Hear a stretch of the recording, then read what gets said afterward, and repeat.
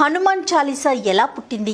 ఉత్తర భారతదేశంలో క్రీస్తు శకం 16వ శతాబ్దంలో జీవించిన సంత్ తులసీదాస్ను సాక్షాత్తు వాల్మీకి మహర్షి అవతారంగా భావిస్తారు. భవిష్యత్తు పురాణంతో శివుడు పార్వతితో కలియుగంలో తులసీదాస్ అనే భక్తుడు వాల్మీకి అంశతో జన్మించి ఓ ప్రాంతీయ భాషలో రామకథను ప్రచారం చేస్తాడని చెప్తాడు. తులసీదాస్ రచించిన రామచరిత మానస సంస్కృతం చదవలేని కోట్లాది ఉత్తర భారతీయులకు రామకథను సుపరిచితం చేసింది. వారణాసి నగరంలో జీవనాన్ని కొనసాగించిన తులసీదాస్ నిరంతరం రామనామామృతంలో తేలియాడుతూ ఉండేవాడు. వారి సన్నిధానంలో చాలామందికి అనేక మహిమలు ద్యోతకమయ్యేవి. ఆ ప్రభావంతో ఎందరో అన్య మతస్థులు సైతం అపర రామభక్తులుగా మారుతుండేవారు. సమకాలీనులైన ఇతర మత పెద్దలకు ఇది రుచించలేదు.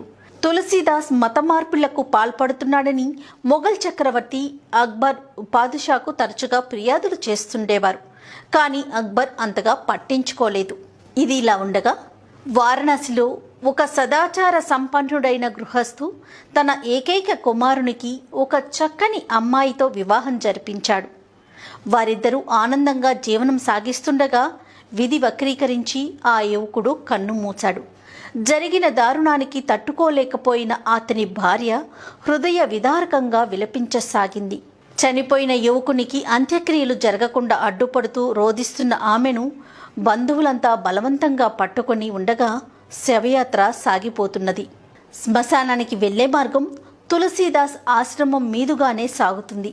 శవయాత్ర ఆశ్రమం వద్దకు వచ్చే సమయానికి తనను పట్టుకున్న వారిని వదిలించుకొని పరుగు పరుగున ఆమె ఆశ్రమంలోకి చొరబడి తులసీదాస్ పాదాలపై పడి విలపించసాగింది. ధ్యాన నిమగ్నులైన తులసీదాస్ కన్నులు తెరిచి దీర్ఘ సుమంగళీభవ అని దీవించారు. దానితో ఆమె కడు దీనంగా జరిగిన సంగతిని వివరించి జరుగుతున్న శవయాత్ర గురించి తెలియచేసింది. వెంటనే తులసీదాస్, తల్లి, రాముడు నా నోట అసత్యం పలికించడు అని శవయాత్రను ఆపి శవం కట్లు విప్పించి రామనామాన్ని జపించి తన కమండలంలోని జలాన్ని చల్లాడు. ఆ మరుక్షణం ఆ యువకుడు పునర్జీవితుడయ్యాడు.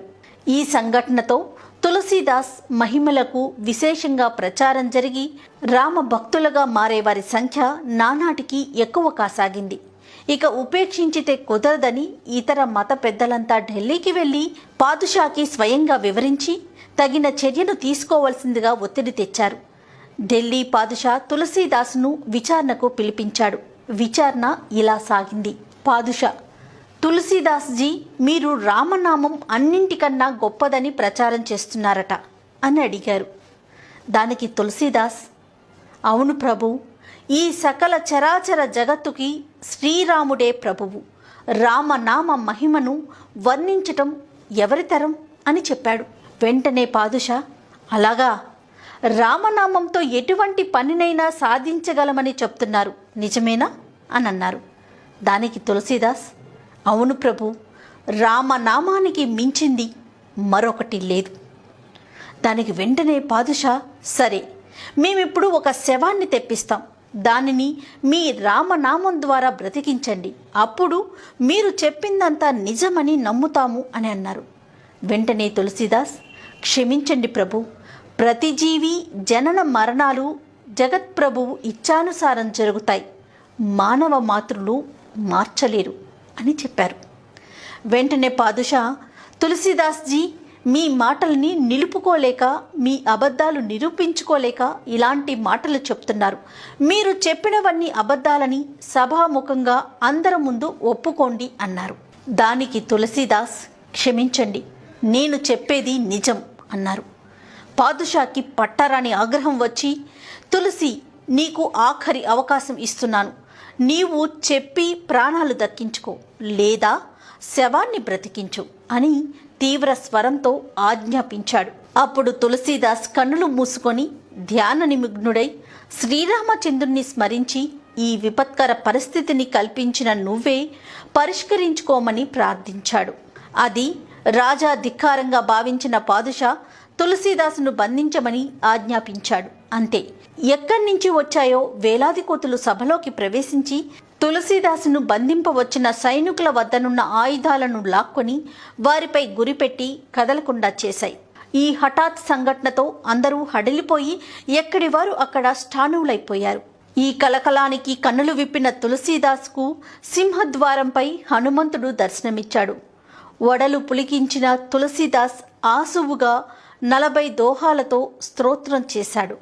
ఆ స్తోత్రంలో ప్రసన్నుడైన హనుమంతుడు, తులసి, నీ స్తోత్రంతో మాకు చాలా ఆనందమైంది, ఏమి కావాలో కోరుకో అన్నాడు. అందుకు తులసీదాస్, తండ్రి, నాకేం కావాలి? నేను చేసిన నీ స్తోత్రం లోక క్షేమం కొరకు ఉపయోగపడితే అంతే చాలు. నా జన్మ చరితార్థమవుతుంది. నా ఈ స్తోత్రంలో నిన్ను ఎవరు వేడుకున్నా వారికి అభయం ప్రసాదించు తండ్రి అని కోరుకున్నాడు. ఆ మాటలతో మరింత ప్రీతి చెందిన హనుమంతుడు, తులసి, ఈ స్తోత్రంలో మమ్మల్ని ఎవరు స్తుతించినా వారి రక్షణ భారం మేమే వహిస్తాం అని వాగ్దానం చేశారు. అప్పటినుంచి ఇప్పటి వరకు హనుమాన్ చాలీసా కామధేనువై భక్తులను కాపాడుతూనే ఉంది. అపర వాల్మీకి అయిన తులసీదాస్ మానవాళికి ఈ కలియుగంలో ఇచ్చిన అపురూప కానుక హనుమాన్ చాలీసా. దాదాపు 500 ఏళ్ల తరువాత కూడా ప్రతి ఇంట హనుమాన్ చాలీసా పారాయణ, గానం జరుగుతూనే ఉంది. ఆయన వెలిగించిన అఖండ రామజ్యోతి వెలుగుతూనే ఉంది. దయచేసి మీకు తెలిసిన పెద్దవారికి, దర్శించే వీలు లేని వారికి చూపించండి. దేవుడు ఎలా అనుగ్రహిస్తాడో, ఎప్పుడు దర్శన భాగ్యం కలిగిస్తాడో మన ఊహకు అందదు. అందరికీ దర్శన భాగ్యం కలగాలని ఈ మా ప్రయత్నం. ఈ వీడియో కనుక మీకు నచ్చినట్లయితే లైక్ చేయండి, షేర్ చేయండి. మరిన్ని వీడియోస్ కోసం మా ఛానల్ని సబ్స్క్రైబ్ చేసుకోండి. జై శ్రీరామ్.